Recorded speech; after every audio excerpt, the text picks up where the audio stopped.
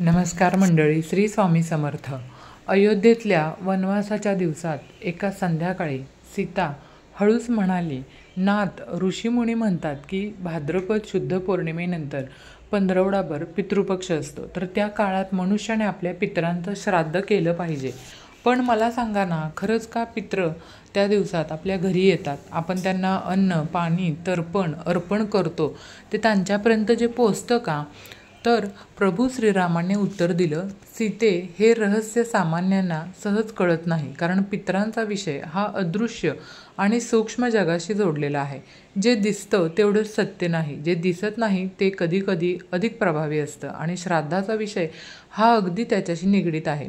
ते पुढे म्हणाले, गरुड पुराणात स्पष्ट सांगितलं आहे की मनुष्याचा मृत्यू झाला तरी त्याचा आत्मा अदृश्य रूपात अस्तित्वात राहतो. देह नष्ट होतो, पण आत्मा वंशाशी जोडलेला असतो. म्हणूनच पितर श्राद्ध काळात आपल्या वंशजांच्या घराजवळ येतात. त्यांना अपेक्षा असते की त्यांच्या संततीनं त्यांचं स्मरण करून त्यांना तृप्त करावं. सीता म्हणाली, मग या श्राद्ध काळालाच एवढं महत्त्व का आहे? वर्षातील इतर दिवस नव्हे तर याच काळात का? तर राम उत्तरले, यात ब्रह्मांडाचं एक गूढ नियम आहे. जसे वर्षभर सूर्य, चंद्र, नक्षत्रांच्या गतीनुसार काही दिवस शुभ विशेष ठरतात, तसंच हे दिवस पितरांना धर्तीवर येण्यासाठी उपयुक्त असतात.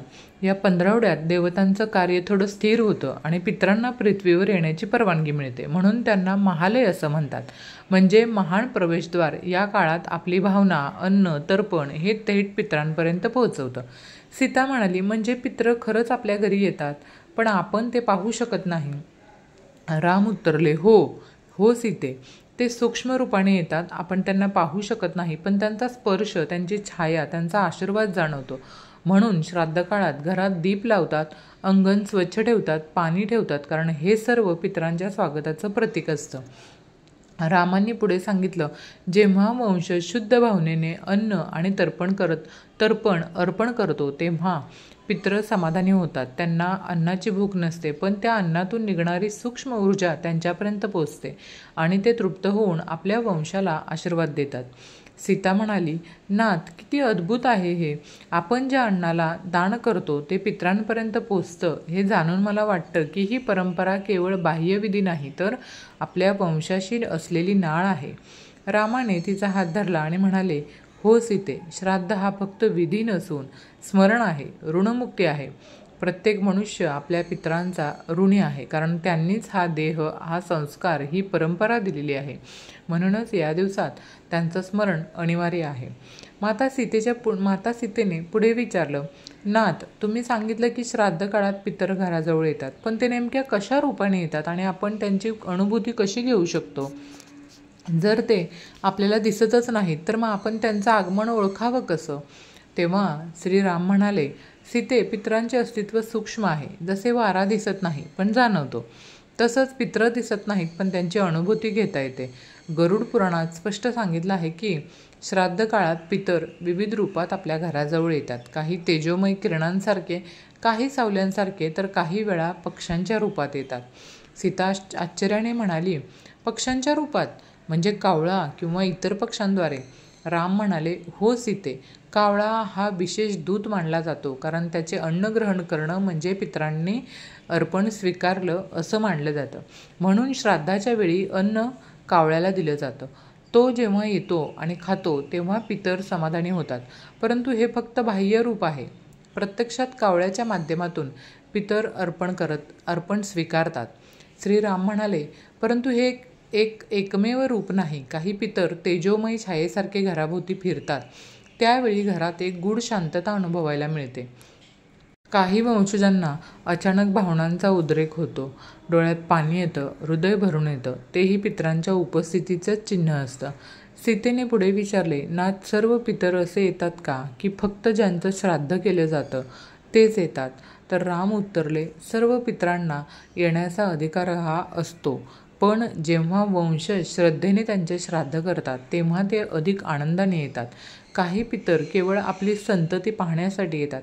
ते कोणत्या मार्गावर आहेत, काय आचरण करतायत हे जाणून घेण्यासाठी. जर वंशज सत्य, दान, सेवा यामध्ये गुंतलेले असतील तर पितर आनंदाने त्यांना आशीर्वाद देतात. पण जर वंशज दुष्कर्मात मग्न असतील तर मात्र पितर खिन्न होतात. सीता म्हणाली, म्हणजे पितर केवळ अन्नासाठी येत नाहीत, तर आपल्या वंशाच्या आचरणाचं निरीक्षण करण्यासाठीही येतात. राम हसले आणि म्हणाले, बरोबर आहे सीते. पितरांच्या दृष्टीने अन्न हा एक निमित्त आहे, पण खरी गोष्ट म्हणजे वंशजांची भावना, त्यांचे आचरण. जर श्रद्धा खरी असेल तर पितरांना तृप्ती मिळते, अन्यथा श्राद्ध फक्त एक विधी राहतो. सीता विचारमग्न झाली. तिच्या डोळ्यांत प्रश्नाचा प्रकाश दिसत होता. ती म्हणाली, नाथ, पितर आल्यावर आपण त्यांना कसे अनुभवू शकतो? त्यांचे आशीर्वाद कसे कळतात? आणि तेव्हा राम उत्तरले, अनुभव घेण्यासाठी मन निर्मळ असलं पाहिजे. जेव्हा पितर घरात येतात तेव्हा अचानक वातावरणात गोड शांतता पसरते. कधी कधी दिव्याचा प्रकाश अधिक उजळतो, कधी सुगंध पसरतो, कधी अंगणातले पाणी अनपेक्षितपणे हलतं. हे सगळे पितरांच्या उपस्थितीची खूण असते. आणि जर अन्नकण सहजपणे कावळ्याने खाल्ले तर ते पितरांच्या समाधानाचं लक्षण असतं. राम थोडा वेळ थांबले आणि पुढे म्हणाले, हेही लक्षात ठेव सीते, पितर केवळ घराजवळ येतात असं नाही, तर आपल्या अंतःकरणाजवळ येतात. त्यांच्या आठवणी, त्यांचे संस्कार, त्यांचे आशीर्वाद हे सर्व त्या काळात अधिक तीव्रतेने जाणवतात. म्हणून अनेकांना स्वप्नात पितर दिसतात. ते स्वप्न अनेकांना स्वप्नात पितर दिसतात आणि ते स्वप्न म्हणजे त्यांच्या आगमनाचं द्योतक असतं. ती रामाकडे वळली आणि म्हणाली, नाथ, तुम्ही सांगितलं की पितर सूक्ष्म रूपात घराजवळ येतात. ते अन्न खात नाहीत, पण त्यांना समाधान मिळतं. मग खरंच त्यांना काय हवं असतं?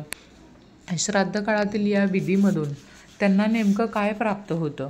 तेव्हा श्रीराम म्हणाले, सीते, पितरांना भौतिक अन्नाची गरज नसते. देह गेल्यावर आत्मा अन्नावर अवलंबून राहत नाही. पण मनुष्य जेव्हा अन्न अर्पण करतो त्यातून निघणारी सूक्ष्म ऊर्जा पितरांपर्यंत पोचते. ही ऊर्जा त्यांच्या तृष्णेला शांती देते. म्हणूनच श्राद्ध अर्पण करताना मन शुद्ध ठेवणं महत्त्वाचं आहे. जर अन्नदान प्रेमानं केलं तर ते पितरांसाठी अमृतासमान असतं. सीता म्हणाली, म्हणजे त्यांना अन्नाची नाही तर भावनेची गरज आहे. राम म्हणाले, बरोबर आहे सीते. भावना आणि श्रद्धा हेच पितरांचे खरे अन्न आहे. म्हणून गरुड पुराणात सांगितलं जातं की ज्या घरी पितरांचं स्मरण श्रद्धेने केलं जातं तिथे पितर प्रसन्न होतात. पण ज्या घरी अहंकाराने किंवा औपचारिकतेने श्राद्ध केलं जातं तिथे पितर निराश होतात, कारण त्यांना विधीपेक्षा भाव महत्त्वाचा आहे. सीतेच्या मनात आणखीन एक शंका उभी राहिली. ती म्हणाली, पण नाथ, जर कुणी श्राद्धच करत नसेल तर त्या पितरांचं काय होतं?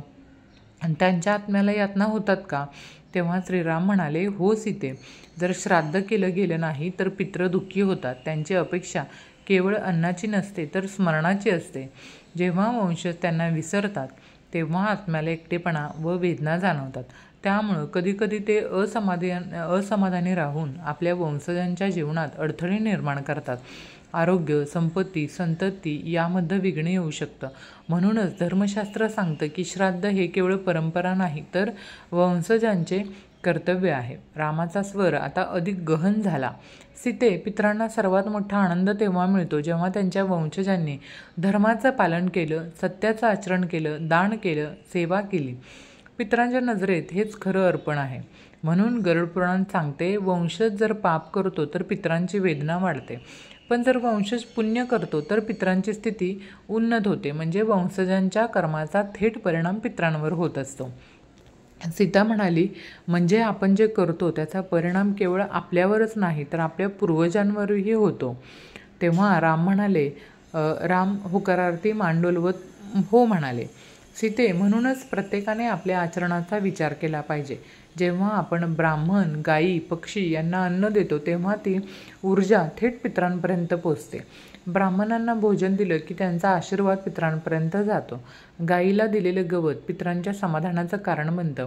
पक्ष्यांना दिलेलं धान्य पितरांच्या आनंदाचं द्योतक बनतं. या सगळ्या मार्गाने वंशजाचा भाव पितरांपर्यंत पोहोचतो. माता सीतेने पुन्हा विचारलं, प्रभू, आपण सांगितले की पितर घरी येतात. ते केवळ अन्न मागण्यासाठी नाही तर आशीर्वाद देण्यासाठी येतात. मग त्यांच्या या आगमनाचा खरा अर्थ काय आणि आम्ही वंशजांनी काय लक्षात ठेवावं?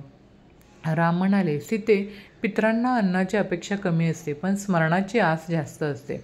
श्राद्ध, तर्पण हे विधी म्हणजे त्यांना स्मरण करण्याची एक पवित्र पद्धत आहे। जेव्हा वंशज सत्य आचरण करतात, वडीलधाऱ्यांची सेवा करतात, दान करतात आणि पितरांचं स्मरण करतात, तेव्हा पितृ प्रसन्न होतात।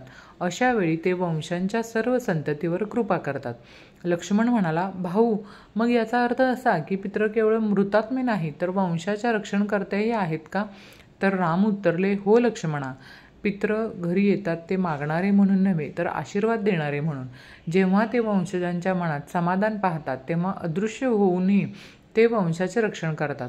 एका घरात जर पितरांचं स्मरण नसेल तर त्या घराची मुळे कोरडी पडतात, पण जिथं त्यांचा सन्मान आहे तिथं सुख, समाधान आणि समृद्धी कायम वास करते। सीताने विचारलं, प्रभू, मग वंशजांची खरी जबाबदारी काय आहे? केवळ विधी करणे पुरेसे आहे का? तेव्हा राम म्हणाले, नाही सीते, विधी हा एक पूल आहे, पण खरा आधार म्हणजे सत्य आचरण। जर संतती खोटे बोलले, दुष्टपणा करेल, अन्याय करेल तर पितरांना आनंद होत नाही, पण जर ती संतती धर्मरक्षण करेल, दीनदुबळ्यांची सेवा करेल, दानधर्म करेल आणि सतत पितरांचं स्मरण करेल तर त्यांचे समाधान अमर होते। हीच खरी परंपरा आहे। ते पुढे म्हणाले, सीते, लक्षात ठेव, श्राद्ध हे केवळ मृतांच्या आठवणीसाठी नसतं, ते आपल्याला शिकवतं की जीवनात आपण कोणाच्या आधारावर आहोत। आज आपण जे काही आहोत ते आपल्या पितरांच्या कष्टामुळे, त्यागामुळे। म्हणूनच जेव्हा आपण त्यांना अर्पण करतो तेव्हा प्रत्यक्षात आपण आपल्या मुळांना पाणी घालत असतो। शेवटी श्रीरामांनी सांगितलं, सीते, जेव्हा पितृ घराजवळ येतात तेव्हा ते आपल्या संततीच्या अंतःकरणाचं निरीक्षण करतात। जर त्यांना समाधान मिळालं तर ते अदृश्य होऊन वंशाचे रक्षण करतात। ते वर्षभर आपल्या मागे सावलीसारखे उभे असतात। म्हणून मी म्हणतो, पितृ स्मरणाने वंश टिकतो, विस्मरणाने वंशाची मुळे कोरडी होतात। तर मैत्रिणींनो, आजचा हा व्हिडिओ तुम्हाला आवडला असल्याची अपेक्षा करते आणि आवडला असेल तर लाईक, शेअर, सबस्क्राईब नक्की करा।